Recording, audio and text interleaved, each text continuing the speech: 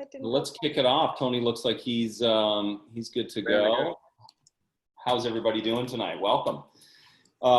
Thanks for attending our now 5th installment of the Family Meal Cooking Class Series. I'm Sean Griffin, the Director of Hospitality at Boston Urban Partners.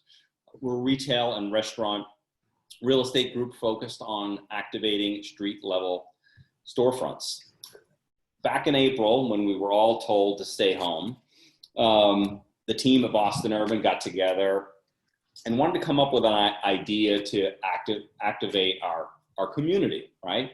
Just because we weren't leasing retail space anymore didn't mean that we were gone. And we came up with this great idea to do a virtual cooking class series. So as we started to talk to the chefs who we wanted to get involved with this, they overwhelmingly said to us, you know, we want to do this cooking class series for No Kid Hungry. So if you don't know No Kid Hungry, I can tell you they're an incredible organization. They've been around for the better part of 30 years. They have their roots here in Boston and are now working on a national scale to fight childhood hunger. Before the pandemic, 1 in 6 children faced hunger in America. In the past 4 months, that number has grown to 1 in 4. No Kid Hungry needs your help more than ever.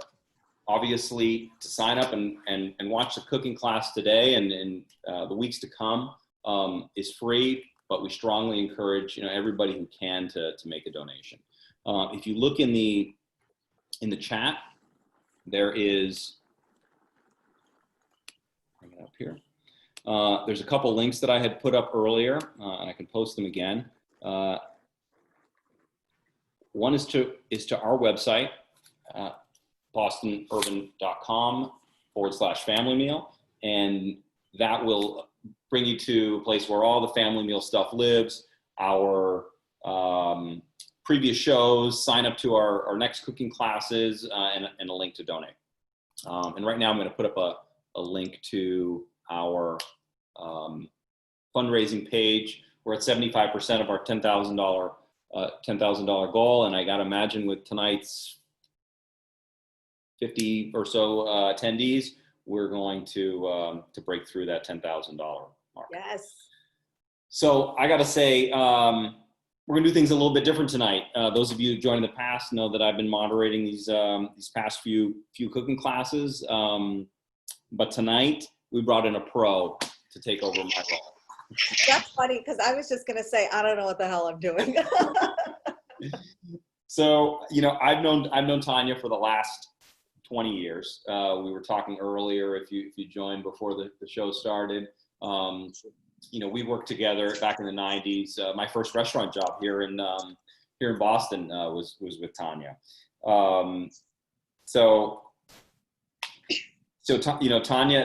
Taniya has a lot of hats. She has her own design firm.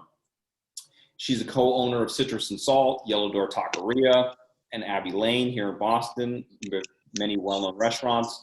You may have seen her on HGTV or the Food Network's Restaurant Impossible. And she's recently become part of No Kid Hungry's Leadership Council. Taniya, welcome. Thank you. How you doing tonight? Good. I can't believe you just said that we worked together in the 90s. Now they all know how old we are. I know. Thank goodness there's a filter on this Zoom thing. So you know what? I'm like super pumped to be a part of this because you know my love and adoration for not only you, Sean, and your team because we go so far back, but also for No Kid Hungry. And also anybody who knows me knows that I'm a super duper chef nerd, like a big time foodie, but I geek out over chefs more than I do over big movie star celebrities. So it's really just, it's an honor to be doing this today with you guys, and especially to have this superstar rock star chef Tony Maws from Craigie on Maine, who I think look how beautiful that setup is. No, not mute. He's got one more camera to set up. It's really weird. Like I turn it up all the way, but it's like very. That little voice there is his son Charlie, who's also going to be his cameraman today. And so there, can you Sean fill them in on what's cooking tonight? Oops, sorry. Yeah. So Tony's putting together an incredible spatchcock chicken. I don't know how many of you out there have done spatchcock chicken before.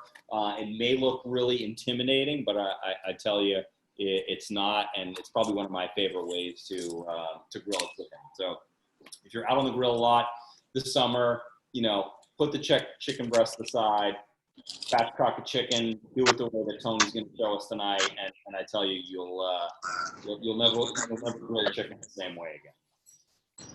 All right, can you guys hear me? Yep, we can hear Yeah, you. we can hear you.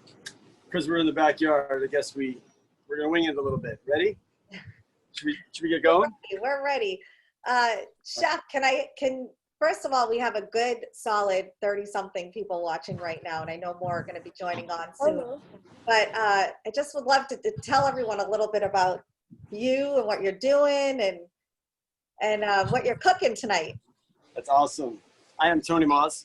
I am from Craigie on Main in Central Square, Cambridge, and also Craigie Burger, which is in the Time Out Market, not currently open, but right by Fenway Park. Right now I'm in the backyard. I'm hanging out with this guy right here. It's my son, Charlie Maws. Handsome devil. Exactly. And we are going to cook some dinner. So we're in East Cambridge here. This is the wild, wild East Cambridge backyard. It is really cool. So yeah, when Sean reached out to us and you know, was telling us about doing a cooking class and benefiting No Kid Hungry, I mean, one of the things that, I mean, so many things have been impacted by the pandemic, but a lot of the charities haven't been able to raise money in the same ways, and No Kid Hungry is near and dear to us. This is actually the week that Sean and I and a couple of hundred other people would have been riding our bikes in Bend, Oregon, raising money for No Kid Hungry. It's called Chef Cycle. It would have been 3 days, 300 miles. Wait, hold on. That's pretty cool. So really psyched you guys are here today, and anything you can do to help that cause would be fantastic. But I'm going to show you how to spatchcock and grill a chicken. You ready to rumble? Yeah, we're so pumped. I just want to encourage everybody to ask questions along the way. We have that webinar chat up there. And by all means, I know Chef's going to be busy cooking. So if you want to ask a question, I'll parlay it off to him. This is my first time moderating anything online. So if I'm a hot mess, I apologize. At least what you'll get out of this is a great chicken, great chicken dish. It's awesome. Cool. So I'm just going to get rolling. All right. This is about a 40.5-pound bird right there. Lovely bird. Nothing too crazy about it. It's good quality bird, organic, all the good stuff. And one of the things that, you know, I love roasting whole chickens. It's literally one of my favorite things to eat. And I think if you ask, I don't know, 9 out of 10 chefs, they would say the same thing. There's just something about a really perfectly roasted chicken. But when you roast it whole like this, it looks fantastic, and it's got that, you know, majestic, oh, I'm a whole bird thing going on. But you also, it doesn't cook very evenly because you've got all these nooks and crannies and different things going on, and also different areas that are exposed, so not everything gets that like crispy bits thing.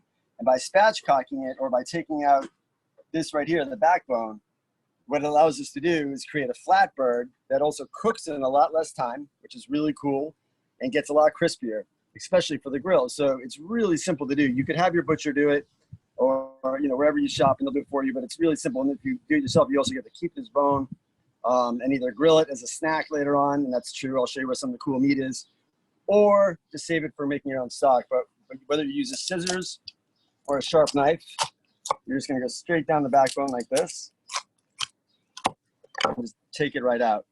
Really, really simple. And then by turning it around, just giving it a little press, which just takes care of the breastbone. Now you put the wings, tuck them behind, kind of like they're lounging in this beautiful sun right here, just chilling, putting their hands behind the back. Boom. Now you've got a really cool flat bird. So when I put this on the grill, you can see everything is pretty much on the same plane now, and it's going to cook really evenly. And almost, you know, all of the skin is now also exposed. So we're going to have all of that awesome caramelization. Pretty That already sweet. looks delicious. Sold. Yeah. So we're just going to season it really simply. And you know, I gave a recipe, and it's a very liberal, as am I, recipe. You have different spice mixes hanging around that you like, you know, obviously you can do it. This is really sort of about the technique to do this. But what I'm going to do tonight is use something called za'atar, which is a Middle Eastern rub. Depending on where you are, whether it's Israel or Lebanon or Syria, there's slight variations on the theme. But in general, it's a mixture of herbs, one of which is called za'atar, which is sort of like a relative of mint and oregano. So the herb is za'atar, the mixture is also za'atar, and a whole bunch of different other herbs, and then sesame seeds. And it's just got really great flavor, especially in the summertime. Sometimes I like things that are a little bit more green. And if you wanted to spice it up a little bit, because there's not a whole lot of other spices besides herbs in there, you can put a little chili flake. In this scenario, I'm using something called Maws chili, or if you had Aleppo, or any other chili, any chili that you like. So just a little bit of that on there, all around. And then what we're gonna do is we're just gonna drizzle a little bit of olive oil on, or whatever oil you had. This is gonna help it not stick, and also help with a little bit of the coloring. We're gonna come over to the grill. Charlie, come over here, buddy. So Hey, what I've done. Can I ask can you a see quick it? question? Of course. So if you're doing this in the oven, what are we setting the temperature to? Yeah. So when I'm roasting a chicken, what I would do is I would put it the skin side up. Here, show them the bird. I'd keep it skin side up. I would put it on a roasting pan. You could put vegetables and stuff underneath or not. And I would probably set it around, depending on your oven and whether it convects or not, about 400 or 425. You want high heat so that it caramelizes, cooks evenly. And then we'll talk about this. Well, we'll talk about it now. We'll skip ahead. One of the important things about when you're roasting meat in general, whether it's chicken or beef or lamb, is that you want to allow for some time when it's done to rest. And that rest is going to actually allow it to cook a little bit more nice and evenly, but allows the muscles to relax, because when you're exposing the meat to direct heat, really high heat, which is what a grill is, or a 400-degree oven, it seizes up a little bit. And if you cut into it right away, it's going to be a little bit more chewy. So by letting it relax a little bit, the juices stay in there, the texture is better, and it finishes cooking just a little bit. So 400 degrees. When I cook a chicken this way in an oven, this size, it's about 35 minutes, and it's about the same on the grill. Whereas if I had kept it whole, you would easily add another 10 or 15 minutes to it. So it's faster, and it's going to taste better. And then how long should you leave it sitting outside? Like, how long do you want to leave it kind of tempering? Resting? Yeah. Or just now? Well, now Well, before you started. Oh, we're about to put this on the grill. I was just going to show you. So we lit a fire about 25 minutes ago. And what I like to do is I like to pile the coals on a side. I'm a big live fire guy. If you've ever been to Kirk and Tappan Trotter, or almost once a long time ago, product of the East Coast Grill. I actually worked there with Andy Husbands a long time ago, like 5 decades ago. So learned a lot about live fire cooking. And what this does is I've got all my heat here, and it convects because of the shape of a Weber. Don't need a fancy grill, just like a normal Weber does it. Of course, if you have a gas grill, that'll work. That'll totally work. And in which case I would have one side be a little hotter and another side be a little colder, which is what I'm doing here. And what this allows me to do is not cook directly on the coals. That's one of the big no-nos, because if you're doing that, you're going to end up with a towering inferno, because then the fat is dripping right onto the coals. So by having a nice hot fire and having everything sort of piled up to the side, we're going to use what's called the indirect heat, and everything's going to cook nicely, and we won't have the big pile-ups. So we're going to take this chicken, and what I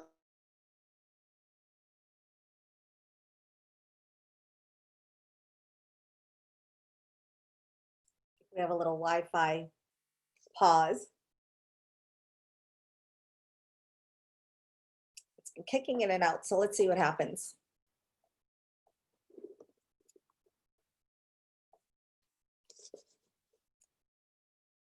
So Peter says, what is chef using for a knife and a handle? All right, as soon as we get back in, I'll ask him. I'm excited about this. I love a good roasted chicken, and I love throwing all kinds of vegetables in there too when I do it in a pan. I live in a condo, so I can't do the grill thing, but that's why I was selfishly asking how long to put it in for. Okay, I think we lost him. So let's just see. I'm sure he'll jump back on in a minute.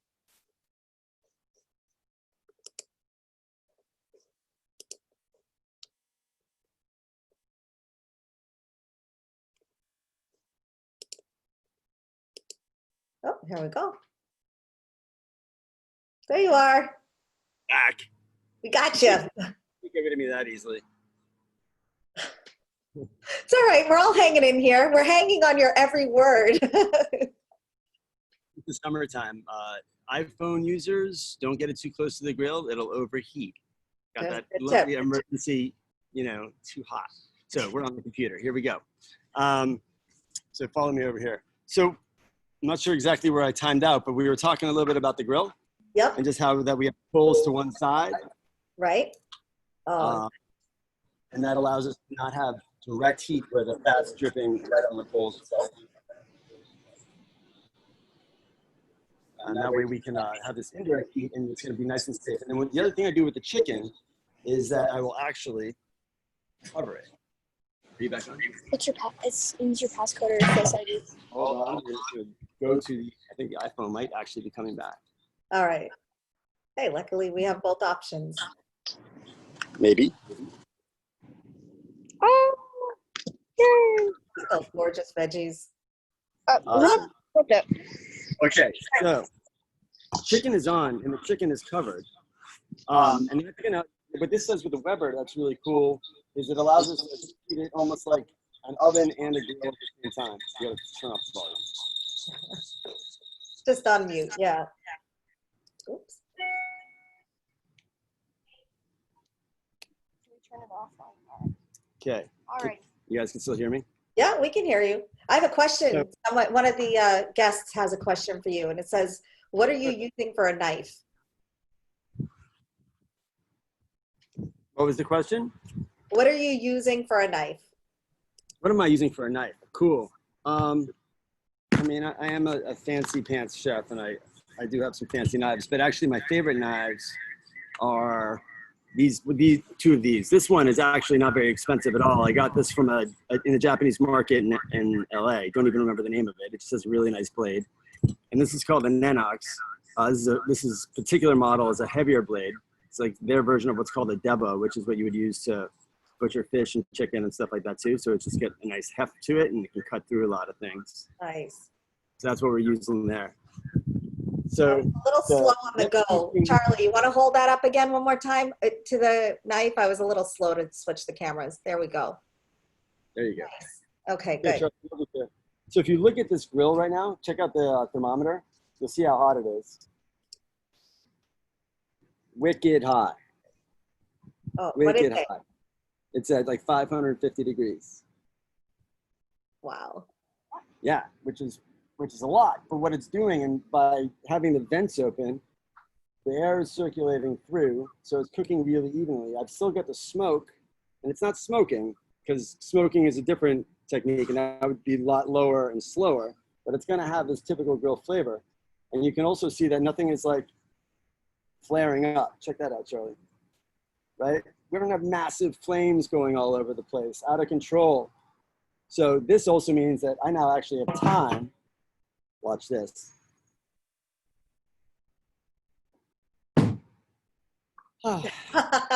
Cheers, my friend. Cheers. My backyard. Oh, heck, I need So I was at the farmer's market the other day when I was trying to decide what we would serve with this. And right now, we've got these incredible radishes. And the thing about radishes, you almost have available all summer long. Check this out.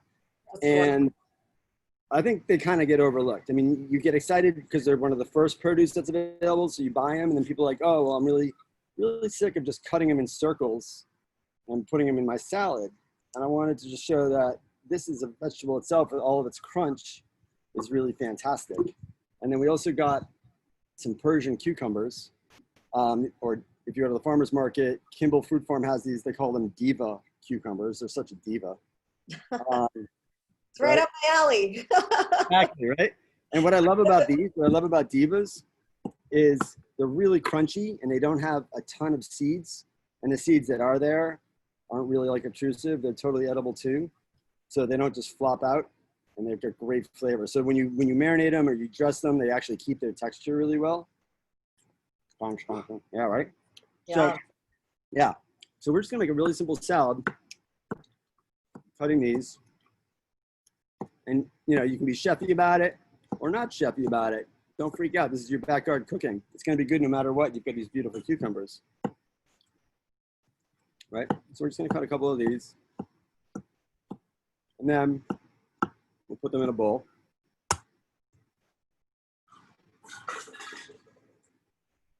Boom.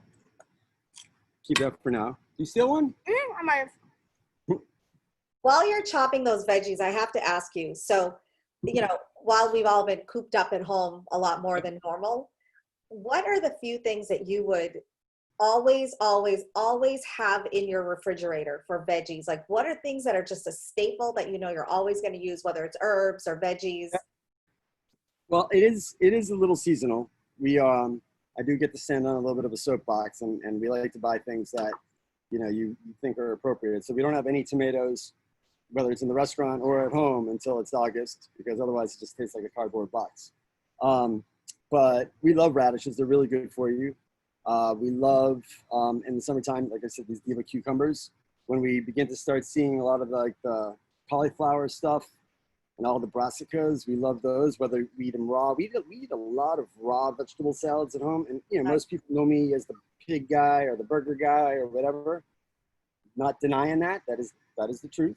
But we also love our vegetables in this house. So we cook them, we eat them raw. And just finding different, you know, when you have something that's so fresh that you don't have to cook it and you really just want like the flavor, the natural sort of vibrancy of what it's all about. I mean, check this out. We're going to cut into this radish. And it's like, I don't know if you can see, it's like glistening. Like there's so much water. It has not been sitting in a supermarket for a week, drying out and looking really nasty. These are actually called Easter radishes because some are purple, some are red. There's some white ones. These longer ones are called Shunkyo radishes, which are really, really delicious. So you can cut these any which way you want to. You could slice them into rounds, or you could thin little wedges. Like So that. Linda just asked a question, and she said, if you don't have Persians, what English cucumbers do? Yeah, you know, I think the thing about the recipe that I'm giving here, the key phrase, don't freak out. Whatever works for you. And if you don't even like radishes, then just make it a cucumber salad. Which would be There you go. I love radishes. You don't love Who cucumbers. doesn't like a radish? Yeah. I mean, I think, you know, some people just don't know what to do with them. I notice but- you're leaving the stems on them when you're putting them in the salad. Again, like, so these are so beautiful and fresh. It's almost like it's, why get rid of it? And then what we do, these greens are pristine. So a lot of people just toss them. Right. But they're actually phenomenal on a grill when they're this tender. Or I'll make a soup with them. You know, we just this past week, Craig Yamain for our to-go, we were making a vichyssoise, which is a traditional chilled soup. And it was leeks and potatoes, which would be traditional, but we also added a whole bunch of radish greens, and buttermilk was the dairy. It was fantastic, and these are really, really good for you. So, I mean, you already paid for the radish. Might as well use the whole thing, stem, leaf, everything, tip to tail. So, What's the flavor like on a radish leaf? Is it bitter, sweet? This one here is called a, look at this radish. This one's called a French breakfast radish. I love these, right? And also when you have greens that are this cute, you can, you know, leave them on or put them on the side and just throw them into your salad too, or use them as part of your crudité, meaning like, you know, dipping it into whatever your dip is.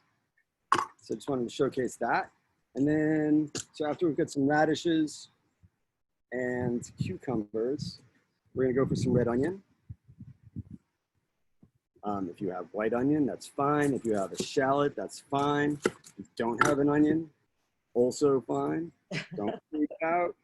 Hold on. You can't go wrong, right? Is what you're saying? Pretty much anything goes. It's really hot out. There we go. All right. So we're going to take the skin. Understand. It's hot out and it's my night off, which means I've earned a beer. You deserve a beer. Does Charlie cook? Did you I'm hear not him? into that. He just said, ah. Oh, I work at Craigie once a week on the fry station. It's true. Nice. That's about it, though. It's true. Awesome. Charlie, he graduated this year from being the, do I have to, Oh, to- come on now. to actually being like Come on now. completely useful. That is and he- not nice. But real. But real. I love it. And he works a full shift. That's on awesome. the station. So we're just going to cut a little bit of onion this way. You can cut it however you feel like it. We're going to put the onion in the bowl. Really simple salad. Now, I just like herbs. So again, farmer's market. What do we have today? We got some beautiful parsley. We got some dill. We've got some really sexy cilantro and some scallions. So we're just going to cut a little bit of everything. Before we do that, though, we're just going to quick peek at our chicken, which you can see, again, nothing's burning. Everything's Oh, wow, that looks good.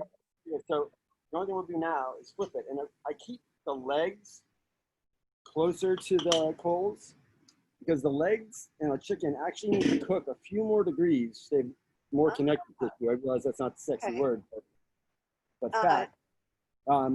It has a little more connective tissue. So I keep the legs a little bit closer, and you can see just look at like there's no part of this chicken that isn't going to be crispy skin, which you do not get when you cook the chicken whole. True. That looks amazing. Sean Griffin just said, get ready for the grill station next summer, Charlie. You're getting promoted to grill station. I'm not sure if I can handle that. One of the hardest stations. Scallion there? Yeah, so this is a little scallion. Just gonna cut this really simply. Don't freak out about the chef cuts. It's thick, thin. This is your dish, not mine. And it's gonna be delicious no matter what you do. I mean, I think that's one of the great things about farmers market cooking is it's really hard to screw up some of this food. Yeah. Everything tastes so good, and you don't have to do a lot to it. So, you know, if you can't find some of this stuff, this is some dill, which is so aromatic. And I don't even normally like dill. I do. Nice. But I feel like that's an acquired taste, so I'm impressed, Charlie. There you go. So, Chef, how many miles did you ride today on your bike? Today I did about just a quick ride of 35. Just had to get it in before. Quick one, huh? Exactly. We love, you know, it's just awesome to be outside right now. And I think one of the things about, you know, the situation that we're all in is we've been inside so much. And I've actually been kind of old school. I've been back to being the prep guy at Craigie on Main. I'm there in the morning and I'm pretty much getting most of the prep together myself and pastries and everything. So I'm in the basement, which in one respect is a whole lot of fun. It's great to go back to actually cooking, which, you know, fancy pants chefs don't always get to do enough of. But I'm downstairs all the time. So to be outside on a bike is just awesome. So we put the herbs in, the onions, cucumbers, the radishes. I'm going to put in a little bit more of the za'atar just to keep the theme going, but you could do whatever you wanted. One little thing I like to add to a lot of salads like this is sumac, which sounds exotic. I guess it's a little exotic, but it has a lot of like natural acidity to it. It's really bright, fruity, and I love adding that to salads like this. Oh, that looks amazing. Yeah, and then we're gonna add just a little bit of tahini. If you didn't have tahini, it would be okay. But the nuttiness with all this stuff, the natural nuttiness. This tahini is called store-bought tahini for people who don't like really. Yeah, I mean, I don't yeah, know. no, Where are we getting tahini? This is store-bought. It's a brand called Soom. It's actually a cool family-run organization out of Philadelphia, of all places.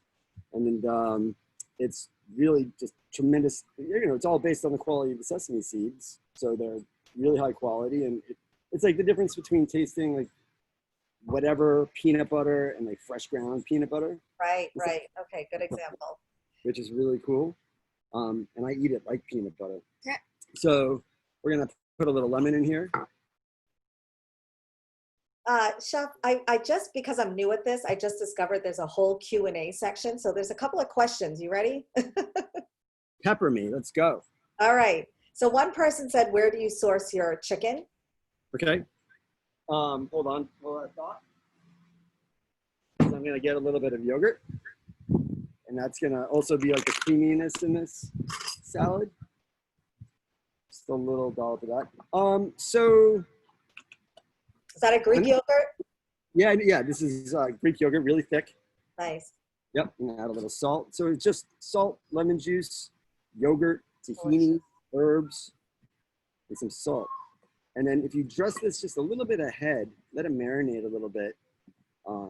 You can absolutely eat it now, and it's fantastic. But it's best if it sits for like 15 or 20 minutes. The flavors just sort of come together, and the salt and a little bit of acid pulls some of the liquid out of the vegetables, and it sort of sits in its own juices, and it tastes really, really good.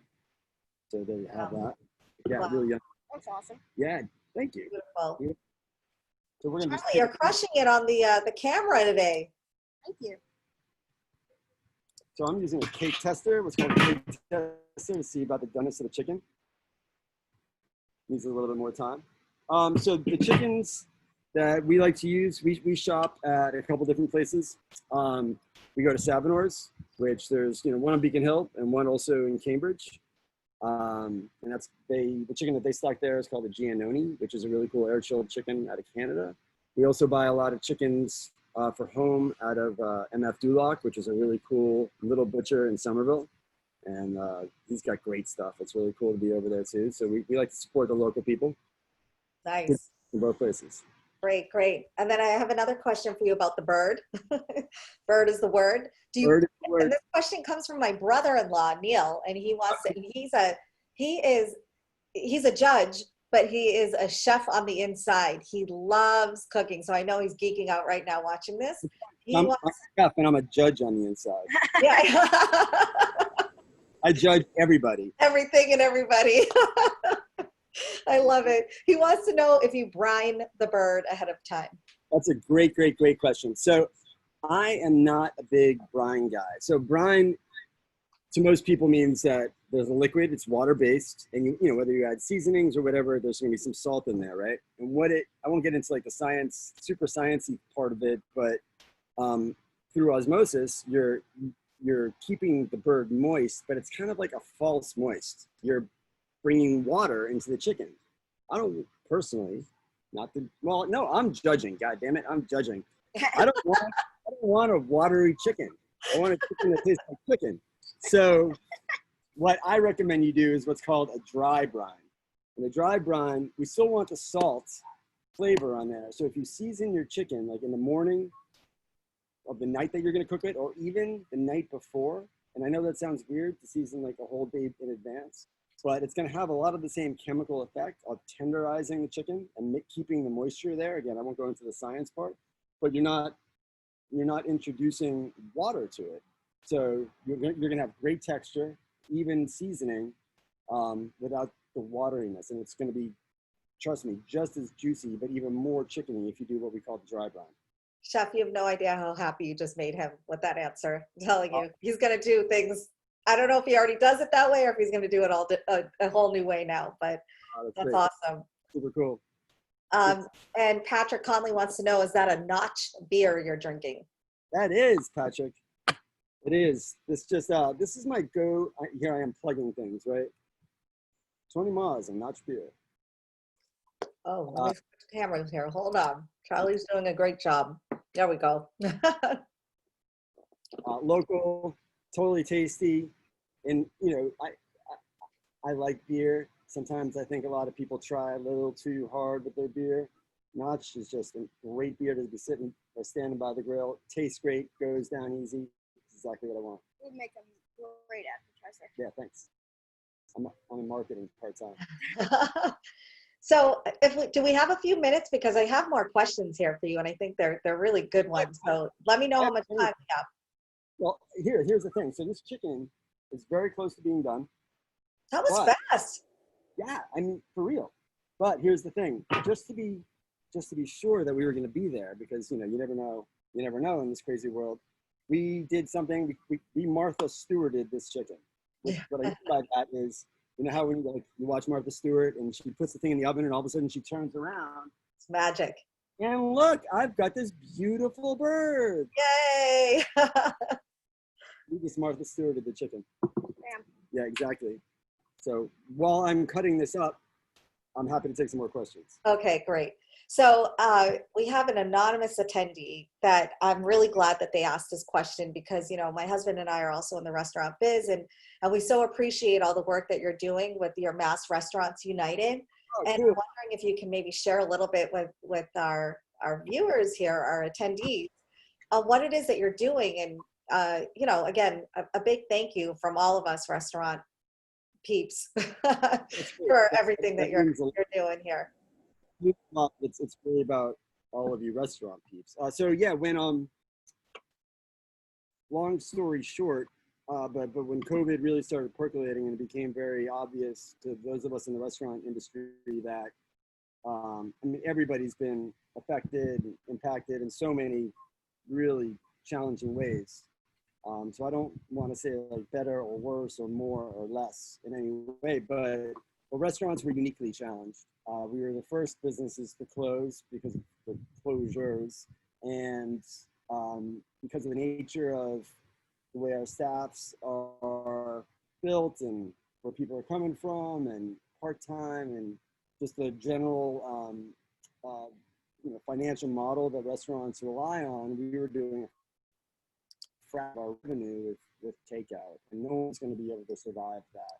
No one's going to be able to pay their rents. With, you know, you see a line outside of places that are lucky enough to be doing, you know, some good business to go, but it's still at best like 30% of your revenue is pretty much what most people are saying. So we just wanted to make sure that independent restaurants and the mom and pops, and I'm not just talking about, again, us fancy pants people, I'm actually, we're way more focused on the sub shops and the taquerias, the places that actually don't have the resources, who might not have the attorney, you know, on the line and don't know where to turn. Maybe they come from other countries too, or something like that. And we wanted to make sure that everybody understood that these people are, in many respects, like the heart and soul of their communities. These are the restaurants that you go to celebrate, you know, to have anniversaries or even to mourn or whatever. They're the places that bring people together. They're the places that when you walk down Main Street in your town, like that's what brings the life, you know, to your little town, are always these great restaurants. And if these places go away, everything's going to look a whole lot different. And I think the other part that we remain focused on too is that restaurants have a unique ability to not just be part of the economy, but we actually can stimulate an economy because of how quickly we ramp up, because of how quickly we can hire people, because of the amount of other businesses that rely on restaurants. Mm-hmm. So money starts coming through restaurants again, all of a sudden a whole bunch of other people are doing well. So it's in everybody's benefit, whether it's about food or just the economy itself, to keep restaurants afloat. We're having a really hard time right now. We're having a really hard time. And you know, we've been talking about it in the past week or whatever, now that people are in some restaurants able to sit outside, and some restaurants they can't. Like Craigie on Main, you can't sit outside. But it's still just a fraction of the revenue, and we don't want to give a false impression. We love cooking for people. Hospitality is why we got into this in the first place. But the longer this goes, the harder it's going to be, and we need a lot of help. So that's what the coalition is about, is making sure that we're raising awareness and we're fighting for things on legislative levels and you know, bringing the conversation to the politicians and also to the community to have a greater understanding of what's going on. It's awesome, awesome. And we all thank you so much for being the leader of this all. I think you've got probably about 600 or 700 restaurants. We're above 700, which just shows that, you know, restaurant people are phenomenal. We're the people that roll up our sleeves and get stuff done. And you know, even in tough times like this, we keep on, you know, just showing up because we want to feed people. But, you know, one of the crazy things in all of this is that we all still need to eat. And actually, that's where No Kid Hungry comes in too. Good pivot, right? There you go. Yes. Yeah, because with the school closures, a lot of kids rely on schools to get their principal meals. And there's weekend backpack, you know, school programs and stuff like that for food. And all of that has been made that much more challenging. And No Kid Hungry has really stepped up their efforts to make sure that kids don't go hungry. And, you know, this is our future. It just makes, wherever you stand on, you know, a political spectrum, I don't think anybody would say that kids should ever go hungry. So anything that we can do to support a tremendous organization, and just as chefs roll up roll up their sleeves and get stuff done. No Kid Hungry, actually, they're my idols. They roll up their sleeves even one more and just get down and dirty to make sure that, kids have a future with food. And I think that's just incredible. So we will do anything for them. I agree with you 100,000%. And, it's just one of the greatest organizations that I think both of us have probably ever been affiliated with. And it's one of the reasons why they draw such a tremendous crowd and so many amazing people to help out. So, this is what this is all about with BosUrban Partners, putting this on and having such talent like yourself to come out here and teach everyone a cooking class, and we hope, I think Sean can probably post a link up here on the chat. And if anybody wants to make any type of donation, no matter how big or small, it's always really helpful in meeting the goal here. So, and that's to feed hungry children right here in America. So I love it. I would never wish any of this madness on anyone. But the way communities have come together, whether it's food for kids or just supporting each other, restaurant communities, all different communities, it's been really, really impressive. And, I really hope that when we get over this hump, that's the part that we get to, as much as we want so much of this to be put behind us, absolutely. The part that we need to continue and carry forward is the community, the sense of community and helping people and doing all the little things, because I think we're all feeling how much we actually do need each other and how much we are actually all in this together. And I know that's sort of like the catchphrase, but it's become a reality. And I'm, really really proud to be part of the coalition. Really, some people in the industry that I never would have met, who I've learned a lot from, and you guys for doing this for No Kid Hungry, just amazing. So thank you. Well, thank you. I'm going to switch over the camera to Charlie's cam now so we can see the food and how you're putting this all together now. I'm just like picking a little bit more dill. We've got this beautiful chicken, and I'm picking some of the cilantro to put on top, just to, now we get to chef it up a little bit, right? Yeah. So two comments real quick. Louise says, did you cook the chicken over the hot coals at all, or did you keep it off to the side? No, so the fire is hot enough. It's still, we haven't put any other charcoal on here, and it's still just at around 500 degrees. So that's the color it got. We flipped it just once, and it's like perfectly roasted. So it didn't need to be on the coals. And that would have been hard to finish. I would have had to think about it that much more. And now right. So interesting. And then really quick, my brother-in-law just said, whenever you're ready, he'll switch his robe for your apron any day, his judge's robe.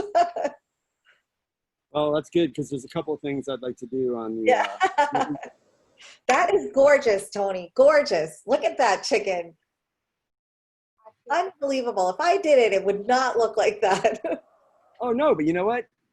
You've got the video now. Now it's got to look like this. You're right. All of you. Cheers. That's amazing. Charlie, can we take a look at that whole platter that he put together with the veggies and the chicken? Oh my gosh, that looks unbelievable. Look at that. So are we ready to eat? Is that the question? I'm ready. You have 2 chickens. Chef, I'm coming over. Hey, no, Charlie, don't tell Mom. I saw nothing. How's it taste? Oh, I mean, seriously, this is one of my favorite things in the world to eat. There's nothing better. We'll tell her I can with. I really can't believe how quick it cooked. Like, that was pretty amazing. I mean, you cooked this whole thing up in less than an hour. You've got something that's awesome. You've got something that, you don't need to spend a ton of time preparing. You've got leftovers that are going to be fantastic. We love our protein leftovers. We'll make like a hash or something. Good stuff. And the salad keeps for days. Like, it's great now, nice and fresh. It'll marinate overnight. Whatever leftovers you have, it'll soften up a little bit, but it becomes its own different thing. You could also fold, any little bit. If you only had a little bit of the salad left over, you could put it on like some arugula or mesclun, and it almost dresses itself and make it more about the greens. But then you've got the cool vegetables marinated to go with your next salad too. So you almost got like 2 meals in one. So pumped about this. It is just amazing, and you're amazing. Jeff, I can't wait to dunk you in a dunk tank again. As soon as we're up and running, Oh, it's I back am to coming real out. life again. These are fighting words. These I are fighting know. words. You're gonna have to dunk me. I wanted to bring Sean back, but really quickly, super ginormous thank you. You know, I know it's a lot of prep work to do this and a lot of time, and you've been super busy. Craigie on Maine, I was telling Chef the other day that I was digging and searching the internet for his famous burger recipe. So it's available, right, for takeout? It is. Yeah, so listen, everyone, this burger is a force to be reckoned with. And even if you try to find the recipe online, I promise you this, you're not going to be able to make it. There's certain like magic dust that Chef puts on it that makes it super over the top. So yeah, I got to say, I'm in awe of you and I applaud you. And I want to thank everybody so much for bearing with me with my terrible camera jumping skills. I had to kind of skip over to the different cameras. That was all on my little control panel here. So I hope that was okay. But thank you for having me. And Sean, I'm going to bring you up to the foreground here real quick. Chef, any last words before I bring Sean in to close it out? Hang in there, everybody. You know, keep on supporting your local independent restaurants. Buy takeout food, and you know, hope everyone stays safe and healthy. And I look forward to seeing everybody personally on the flip side. So thank you. Thank you. Thank you. Thank you. All right, here is Sean. Awesome. Thank you guys both. Wow. Sean, we got to give a big special shout out to Charlie for his camera work tonight. Cameraman, sous chef. Right, There you go. Hold it out there for a sec. A little bow. Nice. You rock. That was amazing. Look forward to seeing you in the restaurant soon, Charlie. Hey, Tony, Taniya, what an amazing show. I mean, great that I got to just sit back and watch tonight. But you know, despite some of our technical issues tonight, that was really incredible. And thank you guys both for. The kitchen looks a little too clean. Say that again, Tony. The kitchen looks a little too clean. You gotta get in. Yeah. Well, yeah. Tonight we're doing takeout. You know, when I do these, my wife and I can't use the kitchen, so it's takeout night, supporting our local restaurants here. Anyway, yeah, I want to thank you guys not only for coming on tonight and doing this show with us, but for your long-term support of No Kid Hungry. You know, goes way back before Tony and I were starting to ride at Chef Cycle together. And Taniya, your work over the years as well. You know, thank you guys. It's incredible organization. So, and to the audience out there, I just put up a link in the chat again. If you guys haven't seen it yet, that's the link to our donation page. And then again, if you want to check out any of the past shows or sign up to our show next week. This coming Sunday, we're going to have Colin Lynch on from Black Lamb, Parmesan, no relation. Again, another big supporter of No Kid Hungry. So he'll be here with us next Sunday, and then we'll close it out in 2 weeks with Douglas Williams from Mita. So we're looking forward to that. Big shout out to BosUrban Partners. Thank you guys for having us. Really, you guys are so close to the finish line. Your goal was to raise $10,000. You're already at 75% of that. So, I mean, really, what a great initiative that you guys did, all to benefit No Kid Hungry. Thank you. Thanks so much. Great. Right. We look forward to seeing everybody this coming Sunday. Until then, I'll start to dirty this kitchen up like yes, get on it. Thank you, Chef. Thank you, guys. Thanks, all the panelists and the attendees. Bye-bye. See you later.